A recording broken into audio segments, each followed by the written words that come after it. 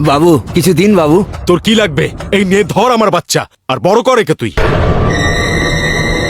আমার আর সহ্য হচ্ছে না এই বাচ্চাটাকে, আর কোনোদিনও আমি ওর মুখও দেখতে চাই না। একে রাখ আর তোর যা ইচ্ছে তুই তাই কর। বাবু বাবু আমার কথাটা তো শুনুন বাবু। বাচ্চা বাবু, ও বাবু আমার কথাটা শুনুন বাবু। বাবু আমার কথাটা শুনুন। কেউ এমনটা কি করে করতে পারে? এইভাবে নিজের বাচ্চাকে কেউ অপরের হাতে তুলে দেয়? কতটা নিষ্ঠুর বাপ! আমি তো নিজেই ভিক্ষা করে খাই, এই বাচ্চাটাকে কি করে সামলাবো?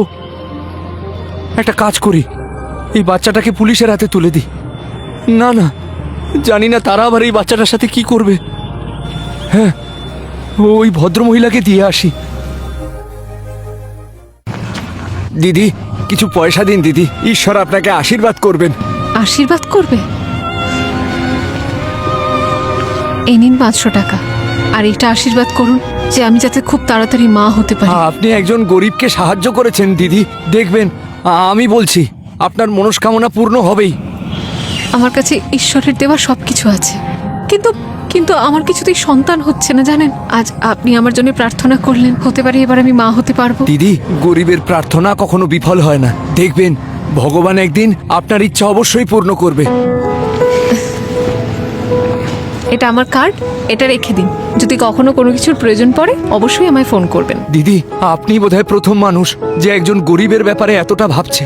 দেখবেন ভগবান আপনার ইচ্ছা অবশ্যই পূর্ণ করবে। ভগবান আপনার মঙ্গল করুক।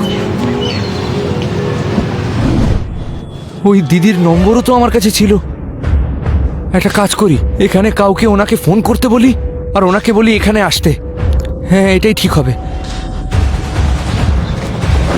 দাদা আমি একটা ফোন করব, এই নম্বরটা একটু ধরিয়ে দেবেন? হ্যাঁ কেন নয়, এই নিন। হ্যালো। হ্যালো দিদি, আমি ভিখারি। আপনি আমাকে ভিক্ষা দিয়েছিলেন এবং আপনি আমাকে আপনার কার্ডও দিয়েছিলেন আর বলেছিলেন কোনো দরকার পড়লে আপনাকে ফোন করতে। দিদি একবার আমি দেখা করতে চাই, একটা খুব জরুরি কাজ আছে। কি হয়েছে, সব ঠিক আছে তো? কিছু লাগলে বলুন, আমি পাঠিয়ে দিচ্ছি। না দিদি, আমার কিছু দরকার নেই, শুধু একটু দেখা করতে চাই, একটা জরুরি কাজ আছে। আপনি কি একটু আসতে পারবেন? আচ্ছা ঠিক আছে, আমি আসছি। ঠিক আছে দিদি, ধন্যবাদ দাদা।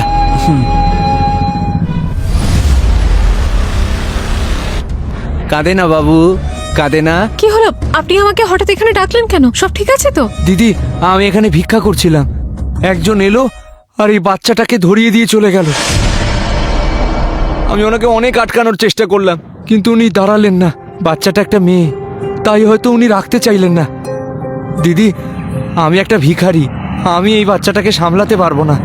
আপনি তো সন্তান চেয়েছিলেন, ভগবান যখনই আপনাকে সন্তান দেবে সে যেমনই হোক খুব ভালো হবে, কিন্তু আপাতত এই বাচ্চাটাকে আপনি সামলান।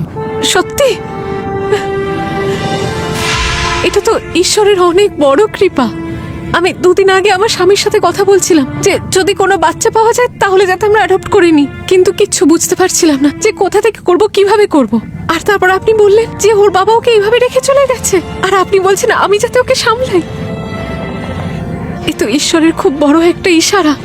আপনি চিন্তা করবেন না, আজ থেকে এই বাচ্চাটা একদম আমার দায়িত্ব, ওকে আজ থেকে আমি সামলাবো। ধন্যবাদ দিদি, আমি ঠিক জানতাম আপনি এই বাচ্চাটাকে নিয়ে যাবেন। এই পৃথিবীতে কত রকমের মানুষ, তাই না? একদিকে সেই মানুষরা যারা নিজেদের বাচ্চাদের যার কাছে খুশি দিয়ে চলে যায়, আর একদিকে আমাদের মতো মানুষ যারা বাচ্চার জন্য হাহুতাশ করি। আজ ওকে আমার কোলে নিয়ে আমার মনে হচ্ছে যে পৃথিবীর আসল সম্পদ আমি আজ পেয়েছি, পৃথিবীর সব থেকে বেশি আনন্দ আমি আজ পেয়েছি, আর আজকের এই আনন্দ আপনি আমায় দিয়েছেন। শুনুন, আজকের পর না আপনাকে আর ভিক্ষে করতে হবে না, আপনি আমার সাথে চলুন, আপনি আমার সাথে আমার অফিসে কাজ করবেন। ধন্যবাদ দিদি, অনেক ধন্যবাদ।